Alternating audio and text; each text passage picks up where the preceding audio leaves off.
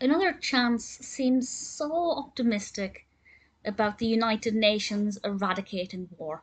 Okay, it doesn't necessarily say that that's what's going to happen, but this Disney short does feel so full of hope and optimism.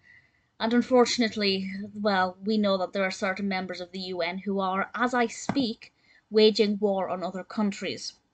I'm looking at Russia. This was released in 1945. Of course, the world had just been through the Second World War. Disney did a whole bunch of propaganda.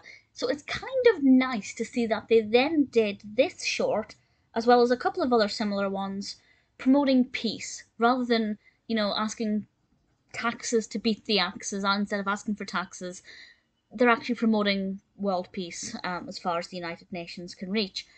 And it's pretty interesting. It looks at kind of what the role of the UN is, and how if we all work together we can have peace, and what can happen if somebody doesn't work together, and if one member is out of sync with the others, what kind of things can happen, and the benefits of working together.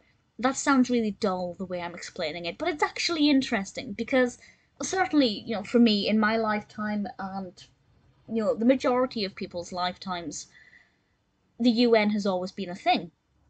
But of course, it wasn't always the case, and I imagine the birth of the UN would have been quite an exciting thing. All of these countries who have just been at war with one another finally working together as one unit. The United Nations, basically the globe all working together as one. We know that things don't always go to plan. There are certain countries, as I said, who are currently not playing fair. Certain countries have left the UN, some have joined since then, as far as I'm aware. I'm not the most knowledgeable about the structure of the UN. Most of my knowledge comes from the Mary Kate and Ashley film Winning London, which, interestingly, was the first DVD I ever owned. Well, I think that's interesting. But it's a really interesting short and I really like it. I do think watching it now, with the benefit of hindsight, maybe it's overly optimistic.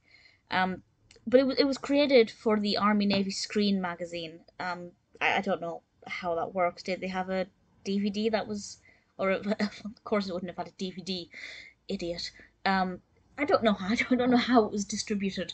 I don't know much about the Army Navy Screen magazine, but I do know that this short is worth watching from a point of historical interest because it's kind of refreshing to see something so positive or hopeful made in the 1940s.